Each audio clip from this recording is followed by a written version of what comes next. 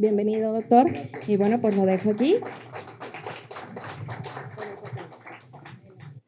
Hola, muy buenas tardes a todos. Pues me uno a las felicitaciones por esta gran escuela. Comentarles brevemente, cuando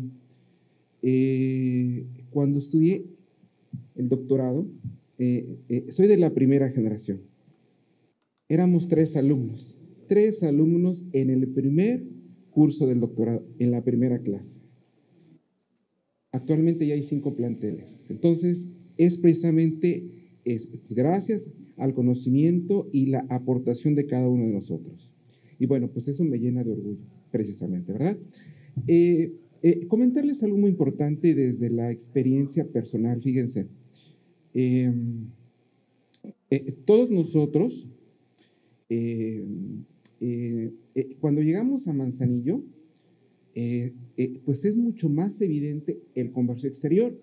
¿Qué es lo que caracteriza a Manzanillo, además de su comida, de su música, de su gente? Pues algo muy importante, que es hacia donde volteemos nosotros vemos contenedores. Cuestiones de comercio exterior. Sí. Precisamente mis compañeros, el maestro Jaime, el maestro Héctor, todos los que me han precedido han hablado de muchísimos casos precisamente vinculados con el comercio exterior. Los lentes que traigo, el cinturón, la bolsa, los celulares, muchos son productos del comercio exterior. Posiblemente no nos damos cuenta. A veces vienen ya en productos terminados propiamente, como las carcasas, los teléfonos, pero otras veces pues es tela, es materia prima. Todo este contexto que yo les quería dar, afortunadamente ya mis compañeros predecesores ya lo hicieron. Pero fíjense que me toca la parte importante, la parte contenciosa. Tanto las autoridades como las personas que intervienen, es porque intervienen muchas personas, tanto los abogados, los contadores, los que ejercen toda la logística, todo este personal interviene y me toca hablar precisamente de la parte contenciosa. En mi experiencia como servidor público, como proyectista, porque yo lo que hago son sentencias, ¿sí? Y quiero comentarles que tal cual fue la reforma que se hizo al Tribunal Federal de Justicia Administrativa para el cambio de las salas especializadas, que como son de comercio exterior, a salas propiamente ordinarias, obedeció en cierto sentido precisamente, y se me hace muy extraño de verdad, porque tanto los particulares dicen, bueno, pues es que las autoridades no hacen bien su trabajo, y las autoridades dicen, no, pues es que el particular se quiere pasar de listo con este supuesto, ¿no? Que ya lo comentamos. Entonces, finalmente todo llega al Poder Judicial. En este momento, sí es cierto que hay una crisis en el Poder Judicial, pero no es propiamente de el personal que estamos, porque créanlo o no, todos confiamos, pues al final de cuentas, en el Poder Judicial. Todos los asuntos que llegan, es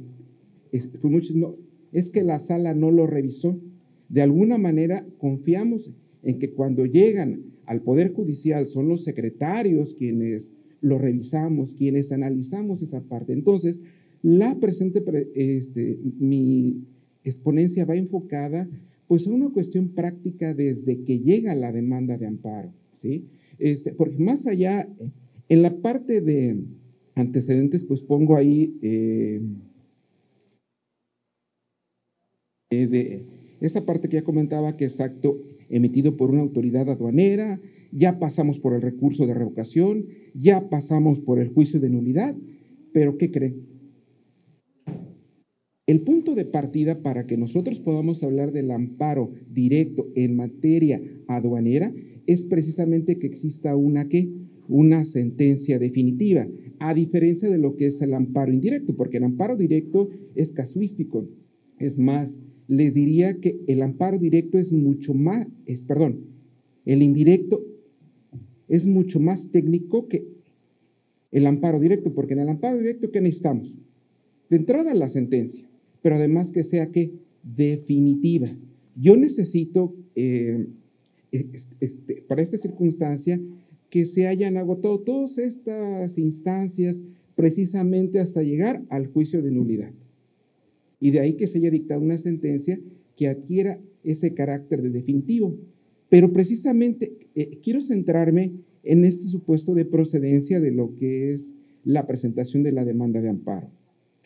¿Qué hace la sala cuando ya tiene el secretario propiamente una demanda de amparo? Es porque han de saber que actualmente todavía se presentan en papel con firma autógrafa, porque hay un trámite que se tiene que hacer. ¿Qué hace la sala a partir de su presentación? Pues bueno, tiene 5 días para hacer la certificación en donde se hagan constar elementos como la fecha de notificación de la sentencia impugnada, la fecha de presentación y los días inhábiles entre ambas fechas. Tendrá que correr traslado al tercero interesado. En este caso va a ser la autoridad aduanera. Tercer punto, tiene que rendir su informe justificado. En este informe va a precisar cuántos anexos son. No me dejarán mentir ustedes que cuando las partes presentan su demanda de nulidad, pues en materia fiscal generalmente hay ocasión, o en la mayoría de las veces, que son cajas de documentación, de expedientes, de todo esto que se llevó a cabo dentro de la materia aduanera precisamente para que se emitiera el acto. Entonces, todo eso tendría que venir relacionado en el informe justificado, pero además, otro punto importante que hace el secretario que tiene este asunto dentro de la sala es integrar la carpeta, que no es otra cosa más que la compilación de todas aquellas actuaciones que son relevantes. Todo esto va en la parte que se denomina al pie de la sentencia, que es una simple certificación. Quiero centrarme en otro punto importante porque les dije, pareciera que cuando nosotros hablamos de la procedencia del amparo directo, pues es muy fácil hablar de una sentencia definitiva. Y si les preguntara a todos ustedes qué es una sentencia definitiva, me dirán, bueno, pues es aquella respecto de la cual no se impugnó dentro del plazo, que ya se entiende por consentida. Esa es una característica, por supuesto. ¿Cuál sería otra característica? Bueno, pues que haya sido emitida, en este caso, es por una sala en la que se entiende que tiene las facultades precisamente para adquirir esa categoría. Pero quiero hacer un punto muy particular, fino, en este sentido, tanto para las autoridades como para los propios quejosos o la parte actora, porque el entender pues esta actuación procesal como definitiva tiene una característica es muy importante. ¿Qué es una sentencia definitiva? Bueno, pues es la que resuelve el fondo del asunto. Ahí tenemos otro punto, dice, aquellas resoluciones que pongan fin al juicio. Son aquellas que sin atender el tema de fondo, por alguna causa lo dan por concluida. Entonces, cuando nosotros atendemos al artículo 170 de la Ley de Amparo, que habla de la procedencia del amparo directo, precisamente tenemos que tomar en cuenta estos aspectos.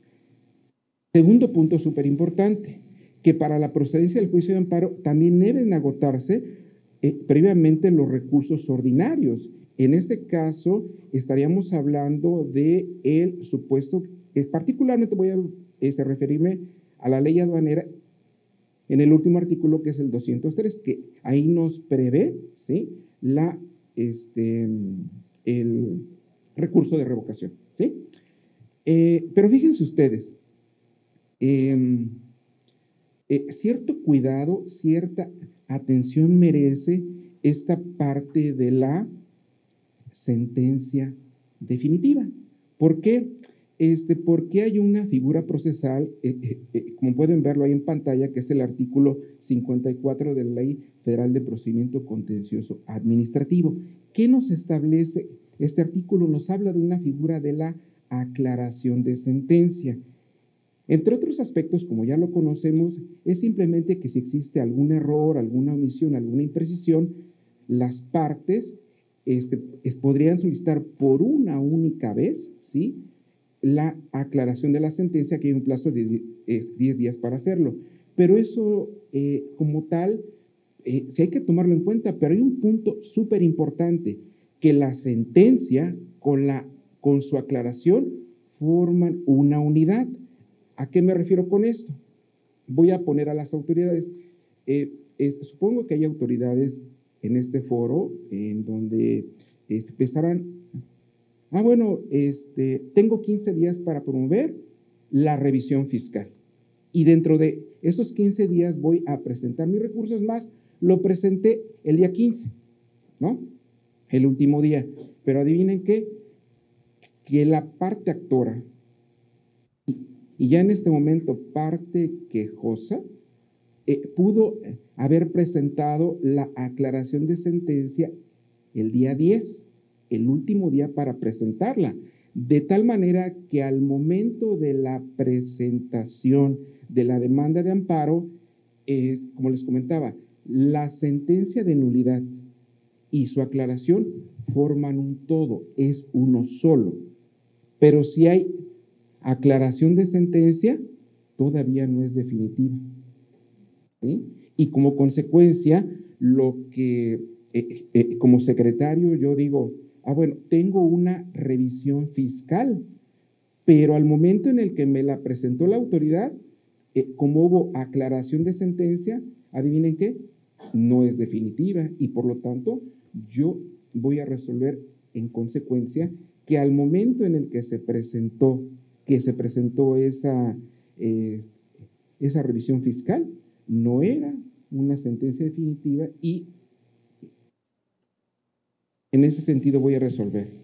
Hay un punto importante que se me olvidó comentar en la última parte de este artículo que dice, la aclaración no admite recurso alguno y se reputará parte de la sentencia, como les decía que es una unidad, y su interposición interrumpe el término para su impugnación. O sea, que cuando se dicta una sentencia por parte del tribunal y hay aclaración de sentencia, propiamente lo que nos dice este precepto es que se interrumpe ese plazo para impugnar. Y mucho cuidado con esto, porque fíjense, traigo estas tesis que son muy extensas, pero se las quiero comentar brevemente. Dicen, la primera se me hace muy ventajosa para la parte quejosa, o la parte actora todavía, es porque ella sí puede presentar su demanda de amparo, ¿sí? Y a ella sí se la van a tener por presentada en tiempo, con independencia. Es porque hay un punto importante. El sentido de la aclaración de sentencia es irrelevante, ¿sí? Como tal, para que uno pueda impugnarla posteriormente. ¿A qué me refiero con esto? Voy a poner este pequeño ejemplo. Se emite una sentencia, se presenta una aclaración de sentencia diciendo, ¿sabes qué? Que está mal el nombre, está mal una fecha, están mal pues unas cantidades, ¿no? Pero resulta que es mi apreciación que está incorrecta la sentencia, ¿no? Entonces, la aclaración de sentencia va a resolverse en el sentido de que, pues propiamente no hay nada que aclarar porque la sentencia es correcta, ¿no?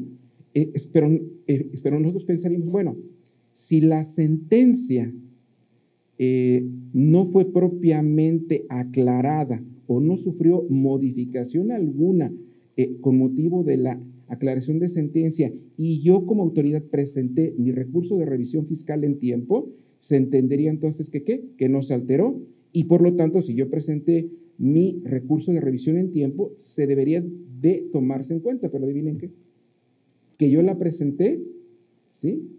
Y no vigilé, no cuidé como autoridad o no me percaté, ¿sí? Es porque todas las actuaciones que se emiten por parte del tribunal, pues soy, está el boletín jurisdiccional, ¿no? Eso lo sabemos perfectamente. Entonces, podría ser muy fácil enterarse, pero a veces nosotros como autoridades no, nos olvidamos de que hay una aclaración de sentencia. Y me ha tocado últimamente ver muchos asuntos de esa naturaleza en las que se pierde ese cuidado, ese detalle fino, ¿no? Una segunda parte que quiero comentar es en relación con la cuestión práctica. Todas las personas que estamos aquí son expertas en comercio exterior, en clasificación, pero todo tiene un momento procesal. Hay ciertas etapas, ciertas cuestiones de logística en la que se van clasificando, se van analizando cuándo cumple con los requisitos. Nosotros como órgano jurisdiccional, es porque les comento que estoy en un colegiado y lo que me toca es simplemente diario estar leyendo sentencias, analizando demandas de amparo directo, y nosotros tenemos un pequeño formato, que es como ven, son puras letritas pequeñas únicamente, que yo lo pongo de esa naturaleza, desafortunadamente no se ve, pero se los voy a ir comentando. Todo lo que nosotros hacemos en esta hoja de estudio que se llama, es analizar tanto la procedencia del amparo directo como los requisitos de la demanda y es muchas otras cuestiones. Para eso necesitamos, adivinen qué, leer. Quien analiza, quien revisa sus demandas de amparo, quien revisa sus recursos, siempre es el secretario, siempre lo es. Es más, la hoja de estudio que les acabo de presentar es una hoja de estudio que la elabora Secretaría de Acuerdos en un tribunal colegiado y posteriormente los proyectistas. Todo eso estamos haciendo nosotros. ¿Qué es lo que hacemos en un primer lugar? Bueno, lo que checamos, fíjense que hay errores tan simples que para nosotros como órgano jurisdiccional se complica. Porque, todos, si todos hemos tenido experiencia contenciosa, jurídica, ya en juicio, ya en un juicio, ¿qué es lo que hacemos cuando vamos a hacer una demanda? Oye, pásame una demanda de amparo, pásame un formato de juicio de nulidad. ¿Por qué? Porque pues, no lo sabemos hacer. Y hay ocasiones en las que se van ciertos datos. ¿Qué es lo primero que revisamos? Que expresamente diga qué es lo que quiere pues en su escrito. Bueno, vengo a proveer el juicio de amparo. Expresamente diga, vengo a proveer juicio de amparo directo. ¿Por qué? Es porque nos ha tocado que, no obstante que en el rubro dice juicio de amparo directo, ¿sí? En los petitorios dice revisión, queja, entonces ahí ya es un impedimento. Y cosas tan sencillas que precisamente tenemos que hablar como procedencia del juicio de amparo directo. Parecería irrelevante. Pues otros datos son como el número de expediente del juicio de nulidad. Créanlo o no, todos los que hacen sentencia son susceptibles de equivocarse, de tener ciertos errores. Y créanme, no les miento, dice una cosa en el rubro sala ordinaria número tal, y cuando yo veo el número de juicio de esa nulidad, trae otros datos de una especializada, de fondo, entonces como que ya no coincide. Y eso es motivo para, precisamente, es para la procedencia del juicio de amparo, ¿no? Tenemos que ver qué vía es, si es ordinaria, sumaria, porque precisamente hay un trámite específico, ¿no? Otro de los puntos importantes es, ¿por qué se llama amparo directo? Porque se presenta directamente, precisamente, ante la autoridad responsable que, en este caso, ¿quién es? La sala del tribunal, ¿no? Por supuesto. Como ya lo comenté, hay otro punto importante que tiene que venir en el informe justificado, si es que ya hubo conocimiento previo por otro asunto. También otro de los datos que se coloca en esta hoja de estudio es la fecha de la determinación. Yo como secretario de acuerdos voy a decirle al oficial judicial, oye, yo necesito que esa demanda me la tengas para tal día, si hoy es lunes para el día martes, pero ya integrada. Y por cierto, todos mis compañeros hablaron de la inteligencia artificial. Les voy a hacer una pequeña pausa para comentarles algo. Pues esto es como un rumor, es como un radiopasillo. Que el Poder Judicial está haciendo algún programa piloto. Todos conocemos, hemos escuchado del CICE, ¿no? Cuando nosotros tenemos una demanda, pues entramos al internet, exponemos CICE, ingresamos nuestro número de amparo, nuestro número de asunto y sale todo desplegado. Pues fíjense que se está implementando pues un programa piloto, una herramienta la cual tiene por objeto el uso de la inteligencia artificial. ¿Y a qué se refiere con esta parte? Bueno, que cuando se presenta una demanda de amparo por parte o la remite el tribunal a la oficialía de correspondencia común de los tribunales colegiados, pues hay una persona que todavía Joso lo captura, Sala la captura, y todo lo va capturando. Pues se dice, por ahí, los rumores, que la inteligencia artificial, adivinen qué va a hacer, con base en la información que capturó la oficialía de correspondencia común y la oficialía de partes de cada órgano jurisdiccional, se va a pedirle, a ver, es casi como Alexa, ¿verdad? Alexa, con la información que tú tienes pues en el sistema del CICE, previamente con la indicación del secretario, ¿sabes qué? Que pues este asunto es para admitir, o es para desechar, o es de prevención por firma. Tú le vas a pedir, Alexa, necesito que este asunto me lo prevengas por tal motivo. Y se supone que Alexa, ¿cómo le ponemos judicial? Alexa judicial. Se va a decir, saco todo el texto que corresponde a una prevención genérica y se supone que ya te va a salir el archivo propiamente de la prevención y tú como persona, como secretario, como oficial, simplemente vas a esto se lo quito, esto se lo pongo, se lo agrego, me pide copias, le agrego el párrafo de copias y se supone que así va a ser. Pensemos esto con las sentencias, ¿no? Como me quedan 3 minutos únicamente, pues otro de los puntos que se revisan en esta hoja de estudio, pues es la legitimación en el proceso, porque precisamente la procedencia del amparo directo, y me refiero particularmente en el auto emisorio, pues hay una jurisprudencia que nos comenta que el momento procesal en el cual se va a estudiar el interés jurídico es en la sentencia. ¿Sí? Si yo tengo duda de que, híjole, como que no resulta clara y pues hay duda en que sea procedente el amparo, mejor la admito. Y es en el momento de la sentencia en el que voy a analizar precisamente lo que es el interés jurídico. Otro punto importante que se revisa muy brevemente es la parte de conceptos de impugnación, ¿sí? Fíjense que si me permiten, pues hay un curso que tengo ya muy diseñado, porque esto no lo enseña, que es cómo elaborar conceptos de violación, cómo elaborar un agravio.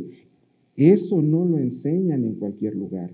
Eso simplemente se va, pues aprendiendo, como les decía yo, pásame un formato de una queja, pásame un formato de un juicio, de una clausura, ¿no?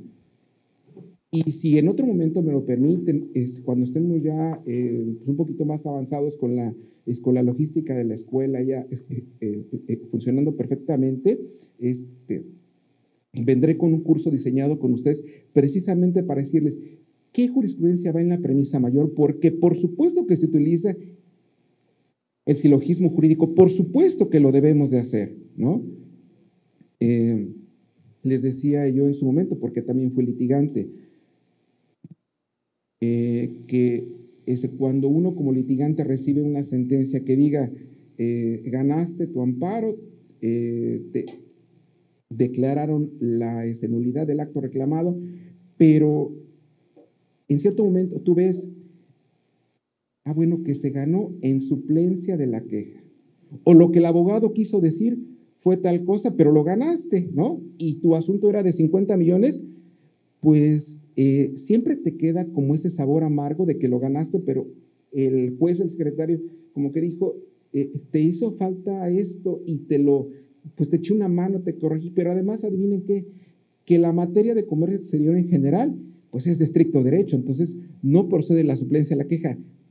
A lo más es simplemente que lo que se diga es que lo que la parte quejosa quiso decir fue esto, ¿no? Ciertamente como abogado litigante, que fui durante mucho tiempo, pues no me daría mucho gusto que una sentencia viniera con esa característica. Se supone que yo tendría que ser el experto, el técnico, ¿no? Platicaba yo con el maestro Arechigayer, decía, pues es que nuestra materia, que es el comercio exterior, tendría o siempre tiene que ser con un lenguaje especializado. No puede ser menos. Igual una sentencia de amparo no puede ser menos. Entonces, lo que nosotros necesitamos precisamente es prepararnos, tener pues esa capacitación. La escuela judicial, o todavía la escuela judicial, ¿verdad? Porque no sabemos qué va a pasar, todavía estamos en capacitación. Les comento que no ha terminado la capacitación del Poder Judicial. Es cierto que estamos en unos días complejos, difíciles, sin embargo, yo les puedo decir, tengo 15 años en el Poder Judicial, 18 como litigante. Yo les puedo decir que todos los que estamos en el Poder Judicial tenemos un compromiso. No somos gente corrupta, no hay nada, o sea, no hay nada de eso. Siempre estamos estudiando, siempre nos estamos preparando, precisamente porque pues es una responsabilidad pues emitir sentencias congruentes, en tiempo y, sobre todo, con fundamentos. No se puede emitir una sentencia, no se podría desechar una demanda de amparo con unas características así. Tomando unos puntos importantes únicamente de lo que acabo de decir, hay un artículo que es el artículo 61 de la Ley de Amparo, en donde nos habla de todas las causales de improcedencia. Pues hay un momento de estudio. ¿Cuál es ese? Cuando el secretario de Acuerdos, cuando el secretario de Acuerdos, pues checa muy rápidamente a ver qué acto es. Ya comentaron en este foro todo lo que es de las sanciones, todos los actos que pueden ser objeto de inconformidad por parte de los particulares. Es decir, no, es que yo estoy inconforme con esa infracción. No, pues vamos a impugnar, ¿no? Y fíjense que pues antes era pues era como excepcional que todos los asuntos llegaran a juicio de amparo, es más, a la corte en revisión. Hoy en día prácticamente es la regla. ¿Por qué? Porque lo que antes era como una excepción, que es el amparo directo en revisión, pues simplemente ese abogado que estudia y que se prepara y que va canalizando su asunto para ese camino, siempre va a llegar a la corte, ¿sí? Es para que lo resuelvan. Entonces, pues hay ciertos momentos para estudiarlo. Uno es en el auto admisorio y principalmente en la sentencia. ¿Sí? Entonces, como todo lo que tenemos aquí en el Poder Judicial, es simplemente un compromiso de entrar. Afortunadamente, les comento toda esta parte de que estamos platicando con mis compañeros que han precedido, pues han sido casos de procedimiento, porque yo lo llamo procedimiento. Para mí, como Poder Judicial, es procedimiento. Cuando llega ya en una demanda de amparo, en una revisión fiscal es otra cosa. Yo me debo de ceñir a lo que tengo aquí, pero sin suplir, ¿sí? Y finalmente, pues se parto con esta situación. Confiemos siempre en el Poder Judicial. Sé que estamos en un momento muy complicado, como nunca. Es más, les diría que estamos en una crisis constitucional. Y lo que falta, ¿sí? Muchas gracias.